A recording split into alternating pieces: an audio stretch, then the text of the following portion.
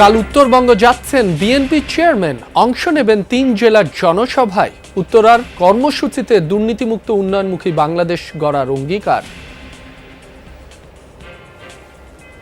উত্তরার মানুষের সমস্যার সমাধান, ঢাকা শহরে ঢাকা মহানগরীর মানুষের সমস্যার সমাধান সহ সমগ্র বাংলাদেশের খেটে খাওয়া মানুষের সমস্যার সমাধান একটু হলেও কিভাবে লাঘব করা সম্ভব হয় সেই বিষয়গুলো নিয়ে আমাদের পরিকল্পনা করতে হবে। সকাল থেকেই জমজমাট প্রচারে প্রার্থীরা ছুটছেন বাড়ি বাড়ি, প্রতিশ্রুতির ফুল ঝুড়িতে ভাসছেন ভোটাররা। ভারতে উড়োজাহাজ বিধ্বস্ত হয়ে মহারাষ্ট্রের উপমুখ্যমন্ত্রী অজিত পাওয়ার নিহত। জরুরি অবতরণের সময় ঘটে এ ঘটনা, জানিয়েছে গণমাধ্যম।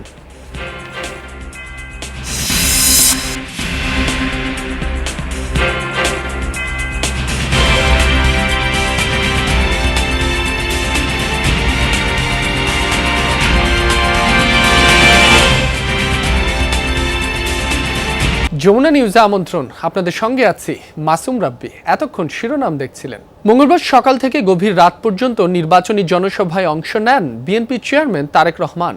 ময়মনসিংহ থেকে গাজীপুর, সবশেষে রাজধানীর উত্তরায় জনগণকে কাঙ্ক্ষিত বাংলাদেশ উপহার দেওয়ার আশ্বাস দিয়ে বিএনপির পরিকল্পনা তুলে ধরেন তিনি। জোর দেন নতুন বাংলাদেশে দুর্নীতি দমনে। সকলকে ঐক্যবদ্ধ থাকার আহ্বান জানিয়ে জনগণের শাসন কায়েমের প্রতিশ্রুতি দেন তারেক রহমান।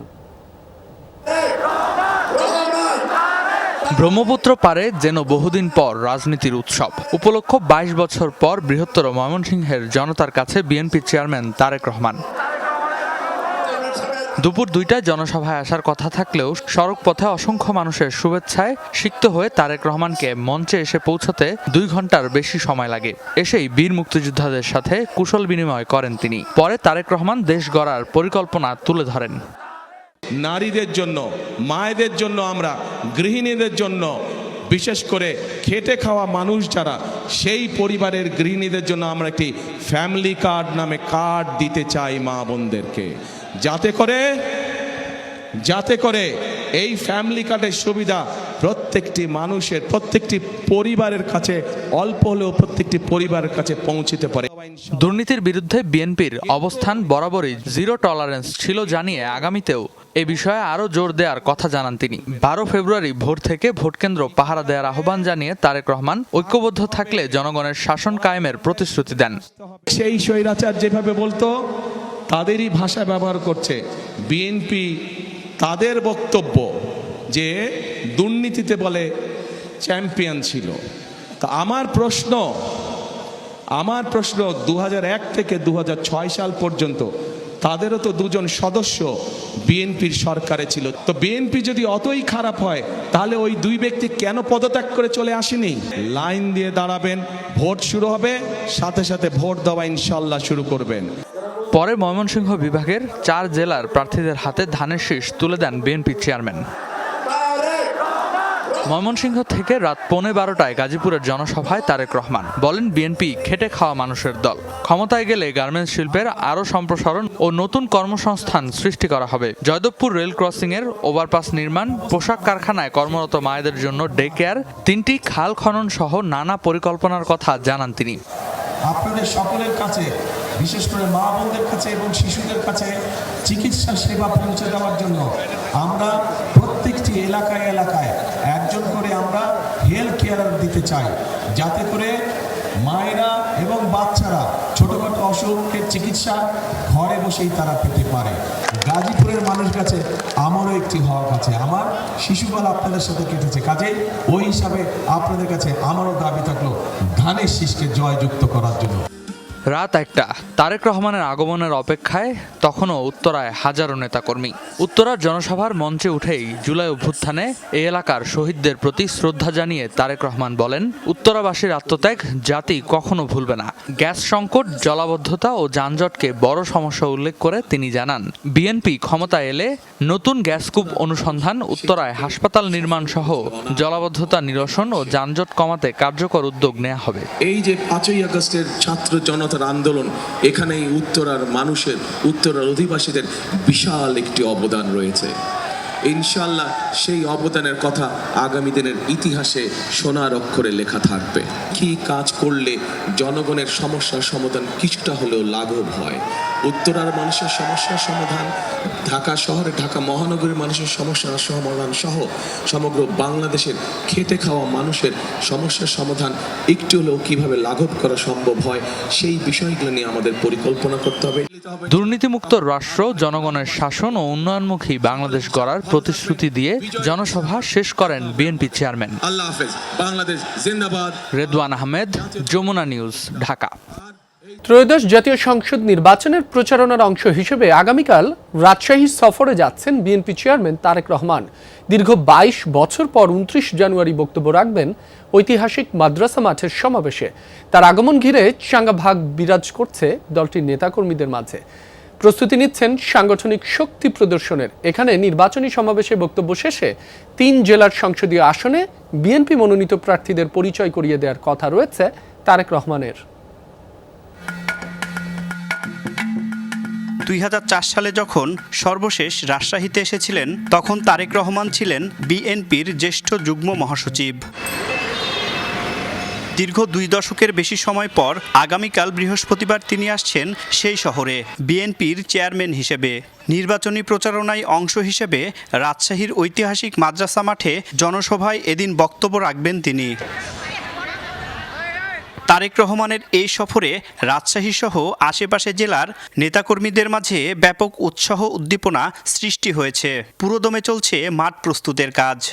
দেশের জন্য, জনগণের জন্য আমাদের নেতার যে বার্তা, যে মেসেজ, এইটাকে জনগণের কাছে পৌঁছে দেওয়ার জন্য আমাদের ব্যাপক প্রস্তুতি। তিনি ছাত্র সমাজের জন্য যে কর্মসংস্থান এবং বেকারদেরকে নিয়ে তিনি যে পরিকল্পনা গ্রহণ করেছেন, সেই পরিকল্পনা আলোকে তিনি রাজশাহী ছাত্র সমাজকে তিনি তার বার্তাটা প্রদান করবেন। হাজার হাজার লোক আসার জন্য প্রস্তুতি নিচ্ছে যে কখন আমাদের তারেক রহমান আসবে। সাধারণ মানুষও বলছে যে ওনাকে এক পলক দেখার জন্য আমরা এই মাদ্রাসা ময়দানে যাব। আয়োজনকে সফল করতে সর্বাত্মক প্রস্তুতি গ্রহণ করেছে বিএনপি। নেতারা বলছেন তারা 17 বছরের সব জনসমাগমের রেকর্ড ভেঙে একে ঐতিহাসিক জনসভায় রূপ দিতে চান। দেশনেত্রী বেগম খালেদা এই মাঠে 11 বার মহাসমাবেশ, জাতীয় সমাবেশ করেছেন। আমাদের নেতা বলার পর আমরা সবাই একসঙ্গে ঐক্যবদ্ধভাবে আমরা চেষ্টা করছি। মাঠ প্রস্তুতের কাজ পরিদর্শন করেছেন দলটির সিনিয়র নেতারা। তারা বলছেন চেয়ারম্যানের এই সফর দলীয় প্রার্থীদের পক্ষে ভোট টানতে গুরুত্বপূর্ণ ভূমিকা রাখবে। নির্বাচনী মাঠে বিএনপির সাংগঠনিক শক্তিও আরও সুদৃঢ় হবে। গোটা জেলাব্যাপী ব্যাপক প্রস্তুতি রাখা হয়েছে। মাইকিং হচ্ছে, প্রচার হচ্ছে, মানুষের যেন কোনো অসুবিধা না হয়, ভোগান্তির শিকার নয়, সেইভাবে এই জনসভাটাকে সফল করার জন্য কাজ করে যাবে। পার্টির যেহেতু চেয়ারম্যান, জোটেরও চেয়ারম্যান, ওনার দায়িত্ব উনি পালন করবেন এবং রাজশাহী যে জনসভা হবে, যে মহাসমুদ্র হবে, সেই সমুদ্রে আমাদের 13টি আসনের প্রার্থী যারা, তাদেরকে পরিচয় করবে। বিএনপির চেয়ারম্যানের এই সফর ঘিরে আইনশৃঙ্খলা বাহিনী ব্যাপক প্রস্তুতি গ্রহণ করেছে। নিরাপত্তা নিশ্চিতে র্যাব ও সাদা পোশাকে গোয়েন্দা নজরদারিও রাখা হবে জনসভাস্থল ঘিরে। জনসভাস্থল এবং তার আশেপাশে আমাদের পোশাকধারী পুলিশ মোতায়েন থাকবে। এছাড়াও উনি যে জায়গাগুলোতে যাবেন অথবা রেস্ট নেবেন, আমরা সব জায়গাগুলোতে নজরদারি রাখব। বিএনপির নেতারা বলছেন জনসভার আগে সকালে রাজশাহীতে তরুণদের নিয়ে একটি মত বিনিময়ের কথা আছে তারেক রহমানের। একই দিন বিকেলে নওগাঁয় নির্বাচনী জনসভায়ও যোগ দেবেন তিনি। তারেক মাহমুদ, যমুনা নিউজ, রাজশাহী। আগামীকাল তারেক রহমানের বগুড়া সফরের প্রস্তুতির বিষয়ে সবশেষ খবরাখবর জানব। শহরের আলতাফুন্নেসা খেলার মাঠে আছেন সহকর্মী মেহেরুল সুজন। সুজন, দীর্ঘ সময় পর তারেক রহমানের বগুড়া সফর ঘিরে নেতাকর্মীদের উচ্ছ্বাস কেমন দেখছেন, সার্বিক পরিস্থিতি জানাবেন। মাসুম, দীর্ঘ প্রায় 19 বছর পর নিজের জেলা বগুড়ায় আসছেন বিএনপির চেয়ারম্যান তারেক রহমান। সর্বশেষ 2006 সালের ডিসেম্বরে তিনি বগুড়ায় এসেছিলেন। বগুড়া 6 আসনে তার মা বেগম খালেদা জিয়া এবং বগুড়া 7 আসনে তার নিজের মনোনয়ন জমা দেওয়ার জন্য। এরপর কিন্তু কেটে গেছে 17টি বছর, তিনি কিন্তু আর নিজের জেলায় ফিরতে পারেননি। অবশেষে আগামীকাল অর্থাৎ 29 জানুয়ারি তিনি কিন্তু রাজশাহী নওগাঁ সফর শেষে বগুড়ায় আসবেন। এরই মধ্যে কিন্তু নেতাকর্মীদের মধ্যে মাসুম ব্যাপক উৎসাহ উদ্দীপনা আমরা বেশ কয়েকদিন ধরে লক্ষ্য করছি। এই মুহূর্তে কিন্তু আলতাফুন্নেসা মাঠ যেটি রয়েছে বগুড়ার, এই যে প্রস্তুতি সেই কাজগুলো শেষ করা হচ্ছে জেলা বিএনপির পক্ষ থেকে, এবং জেলা বিএনপির শীর্ষ নেতা যারা রয়েছেন তারা কিন্তু প্রতিনিয়ত পরিদর্শন করছেন এবং মাঠের পরিস্থিতি এবং নেতাকর্মীরা কোন দিক দিয়ে আসবেন, কোন দিক দিয়ে যাবেন, কিভাবে তারা অবস্থান করবেন, সব পরিকল্পনা কিন্তু তারা করে ফেলেছেন। এবং তারেক রহমান যেটি বিএনপি আগামীকাল অর্থাৎ 29 জানুয়ারি তিনি এবং নওগাঁর কর্মসূচি শেষ করে 8টা-9টা নাগাদ তিনি বগুড়ায় আসবেন এবং রাতেই কিন্তু আগামীকাল রাত জনসভাটি নির্বাচনী সভাটি অনুষ্ঠিত হবার কথা রয়েছে। এবং পরদিন অর্থাৎ 30 জানুয়ারি কিন্তু তারেক রহমান বগুড়ার বিভিন্ন ওয়ার্ড এবং বিভিন্ন ইউনিয়ন এলাকায় অর্থাৎ গ্রাম পর্যায়ে তিনি যাবেন। তার যে ধানের থেকে তার যে ভোট সেটি তিনি প্রার্থনা করেন এবং সেটি শেষ করে 30 তারিখে কিন্তু তিনি তার স্মৃতি বিজড়িত যে গ্রামের বাড়ি বগুড়ার বাড়িতে সেখানেও তিনি যাবেন।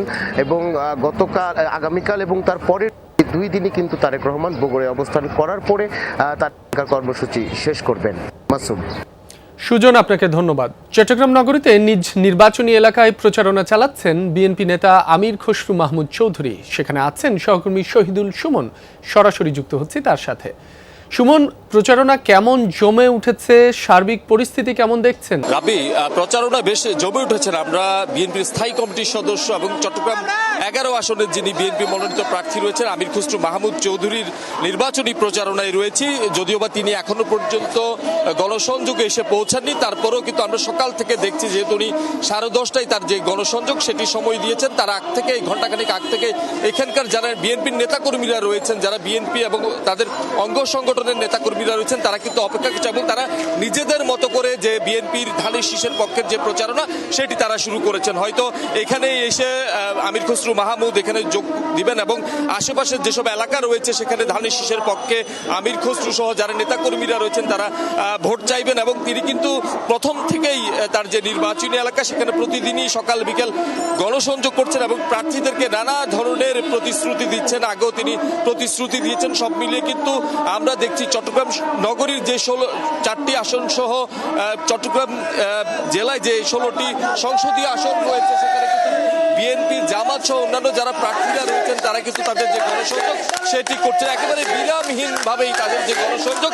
সেটি আসলে তারা করছেন এবং তারা তাদের যে প্রতীক এবং যাদের যে রাজনৈতিক যে দল রয়েছে সেই পক্ষে কিন্তু তারা ভোট চাচ্ছেন।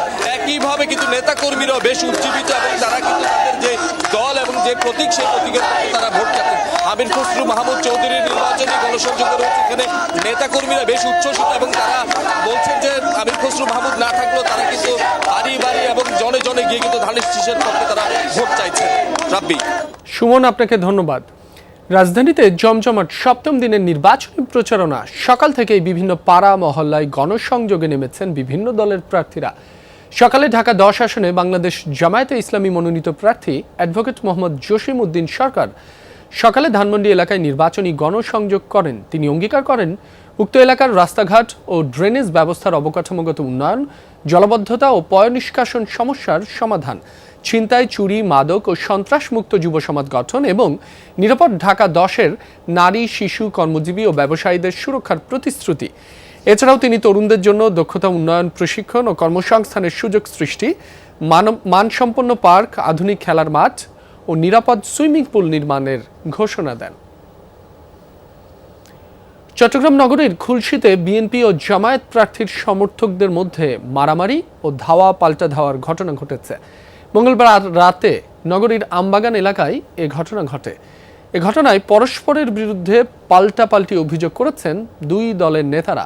বিএনপি জানায় আরাফাত রহমান কোকো স্মৃতি সংসদ অফিসে এসে ভাঙচুর, ইটপাটকেল নিক্ষেপ ও নেতাকর্মীদের ওপর হামলা করা হয়। অন্যদিকে জামায়াতে ইসলামীর দাবি তাদের নির্বাচনী গণসংযোগে অতর্কিত হামলা করে বিএনপি নেতাকর্মীরা। এতে জামায়াতের 7 জন আহত হয়েছেন।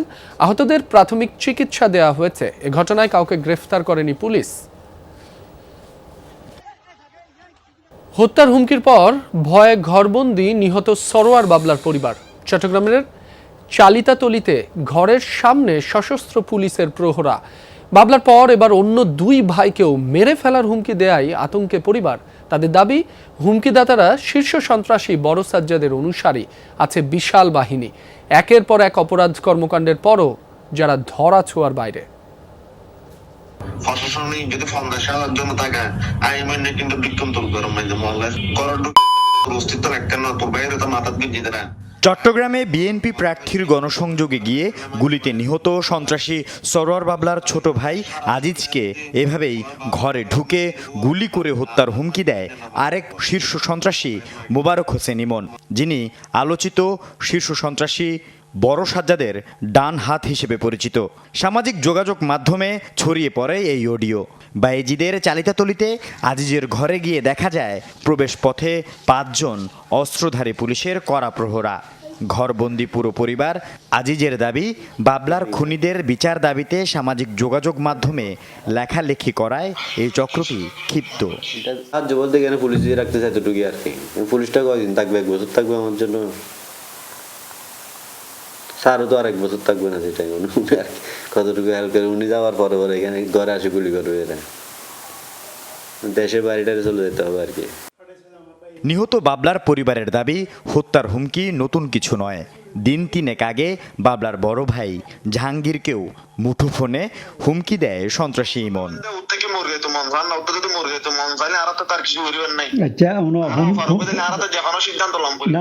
একদিকে ভাইকে হারানোর যন্ত্রণা, অন্যদিকে সন্ত্রাসীদের হুমকিতে প্রাণনাশের ভয়ে পরিবারের সদস্যরা। আমি সবাই আমার বাইপাস করার কথা ছিল। আমার 3টা বলক আছে যে আমার মানে ফোন ধরে আমার বাইপাস করার জন্য টাকা নিত আর কি। কিছু সবাই মানে গোটা ফ্যামিলিটা বরবাদ করে দিয়েছে আমার ভাই। বিয়ে হয়েছে 1.5 মাস হয়েছে যে। ছোট সাজ্জাদ কারাগারে, তবে তার সহযোগীরা সক্রিয়, কেউ দেশে কেউ বিদেশে।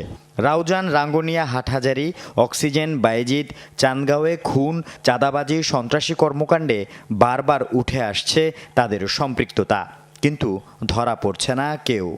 পলাতক থেকে হুমকি দিচ্ছে, সেজন্য তাদেরকে আমরা সহজে গ্রিভে আনতে পারতেছি না। যখনই এমন কোনো অপরাধী কিন্তু এভাবে হাইড আউট হয়ে দীর্ঘদিন থাকতে পারে না। প্রযুক্তিগত জ্ঞান আছে, দক্ষতা আছে, সেটা দিয়ে আমরা তাদেরকে ডিটেক্ট করবো এবং তাদেরকে অবশ্যই আইনের আওতায় আনবো। গত বছরের 5 নভেম্বর খন্দকার পাড়ায় বিএনপির প্রার্থী এরশাদুল্লাহর গণসংযোগ চলাকালে সন্ত্রাসীদের গুলিতে সরোয়ার বাবলা হত্যাকাণ্ডের পর আন্ডারওয়ার্ল্ডে একাধিক গ্রুপের দ্বন্দ্বের কথা উঠে আসে প্রকাশ্যে। আল আমিন শিকদার, যমুনা নিউজ, চট্টগ্রাম। নড়াইলের কালিয়ায় নিখোঁজের 39 দিন পর সেপটিক ট্যাঙ্ক থেকে এক নারীর মরদেহ উদ্ধার করেছে পুলিশ। মঙ্গলবার রাতে উপজেলার বাবরা হাজলা ইউনিয়নের কমিউনিটি ক্লিনিকের সেপটিক ট্যাঙ্ক থেকে মরদেহটি উদ্ধার করা হয়। পুলিশ জানায়, নিহত সুমি সুক্তগ্রাম পূর্বপাড়ার বাসিন্দা আল আমিনের স্ত্রী। গত 19 ডিসেম্বর রাতে শ্বশুরবাড়ি থেকে নিখোঁজ হয় সুমি। খোঁজাখুঁজির পর সন্ধান না মেলায় কালিয়া থানায় নিখোঁজ ডায়েরি করে স্বজনরা। এরপর তদন্তে নামে পুলিশ। তথ্য প্রযুক্তির সহায়তায় সুমির নিখোঁজের ঘটনায় তার স্বামী আলামিনের জড়িত থাকার প্রমাণ পায় পুলিশ। পরে মঙ্গলবার বিকেলে জিজ্ঞাসাবাদের জন্য তাকে হেফাজতে নেয়। পারিবারিক কলহের জেরে স্ত্রী সুমিকে শ্বাসরোধে হত্যার কথা স্বীকার করেন আলামিন। পরে তার কথা অনুযায়ী বাড়ির পাশের ক্লিনিকের সেপটিক ট্যাঙ্ক থেকে সুমির গলিত মরদেহ উদ্ধার করে পুলিশ।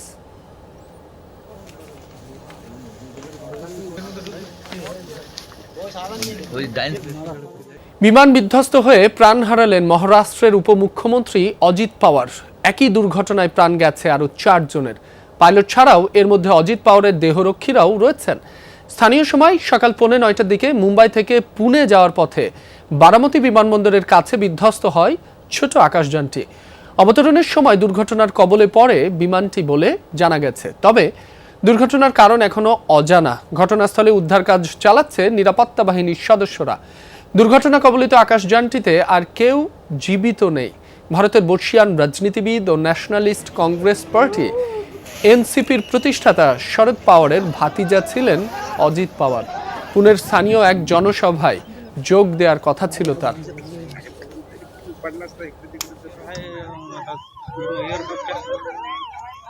হামলার শিকার হলেন যুক্তরাষ্ট্রের কংগ্রেস সদস্য Ilhan Omar.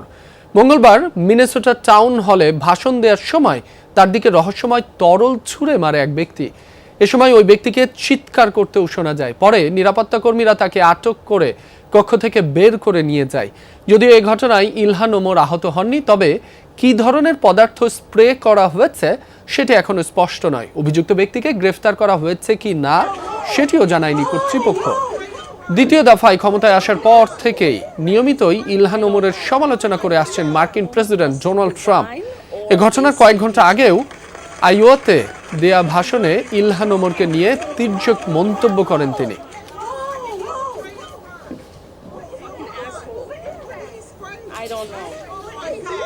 Must resign or face impeachment. রাজধানীর কাফরুলে জনসংযোগ করছেন জামায়াতের আমির ডাক্তার শফিকুর রহমান। আমরা আবারও আমাদের সহকর্মী সেখানে আছেন মশিউর অনিক, তার সাথে যোগাযোগ স্থাপনের চেষ্টা করছি। অনিক, নিশ্চয় শুনতে পাচ্ছেন। প্রচারণা কখন নাগাদ শুরু হলো, ভোটারদের প্রতিক্রিয়া জানাবেন। রবি, প্রচারণা শুরু হয়েছে খুব একটা বেশি সময় হয়নি, অর্থাৎ 11:30 সময়ের টাইম দেওয়া ছিল এবং ঠিক সেই সময়কেই টার্গেট করে কিন্তু তিনি এখানে এসেছেন এবং উত্তর কাফরুলের যেই উচ্চ বিদ্যালয়টি আছে সেখান থেকে প্রচারণা শুরু হওয়ার কথা ছিল এবং এই মুহূর্তে আমরা সেখানে দাঁড়িয়ে আছি। ডাক্তার শফিকুল ইসলামের ব্যাপারে একটু জানাতে চাই, তিনি কিন্তু আজকেই প্রথম দিনের মতো যে জনসভা অর্থাৎ নির্বাচনী জনসভা সেটি শুরু করলেন এবং এলাকাবাসী থেকে শুরু করে যেহেতু তিনি এই অঞ্চলেরই বাসিন্দা তার প্রতি যেই আকাঙ্ক্ষা সে আকাঙ্ক্ষা জানানোর জন্য শত শত মানুষ কিন্তু এখানে যুক্ত হয়েছেন এবং তিনি যেহেতু জামায়াতে ইসলামের আমির সেই জায়গা থেকেও কিন্তু তার দলীয় যে সমর্থকরা তারাও এখানে উপস্থিত হয়েছেন। একটু যদি দেখাতে চাই তাহলে নিশ্চয়ই দেখতে পাচ্ছেন এই মুহূর্তে আমরা যেখানে দাঁড়িয়ে আছি অর্থাৎ উত্তর কাফরুল উচ্চ বিদ্যালয়, সেখানে কিন্তু তিনি ভেতর অবস্থান করেছেন যেখানে তিনি আসলে 2018 সালে নির্বাচন করেছিলেন। তখন যদিও তিনি বিএনপি এবং সমমনা জোটের তরফ থেকে তিনি নির্বাচন করেছিলেন। এইবারই তিনি কিন্তু আলাদাভাবে নির্বাচন করছেন সেই জায়গাটিতে তার বিপরীতে যিনি হেভিওয়েট ক্যান্ডিডেট আছেন অর্থাৎ ঠিক তার মতোই শফিকুল ইসলাম খান, তিনিও কিন্তু বিএনপি তরফ থেকে দাঁড়িয়েছেন। তো অর্থাৎ যে দুজনের যেই মধ্যে ইশতেহারের লড়াই অর্থাৎ কে এলাকার জন্য কি করতে চান, কতটুকু করতে চান, কিভাবে করতে চান সেই বিষয়ে নিশ্চয়ই জনসভাতে তিনিও বলবেন এবং যখন তিনি তার প্রচারে বের হবেন, এখনও তিনি প্রচারে বের হননি, তিনি এসেছেন কিছুক্ষণ আগে, এসে উচ্চ বিদ্যালয়ের যারা শিক্ষকরা আছেন তাদের সঙ্গে কথা বলছেন, এখানকার যারা প্রচার ভূমিকায় রয়েছেন তাদের সঙ্গে দেখা করেছেন। কিছুক্ষণের মধ্যেই রাব্বি তিনি বের হবেন এবং বের হয়ে জনসম্মুখে জনসাধারণের সাথে কথা বলবেন, তখন নিশ্চয়ই সবশেষ খবরাখবর আমরা আরও জানাতে পারবো। অনেক আপনাকে ধন্যবাদ। দর্শক, এই ছিল যমুনা নিউজে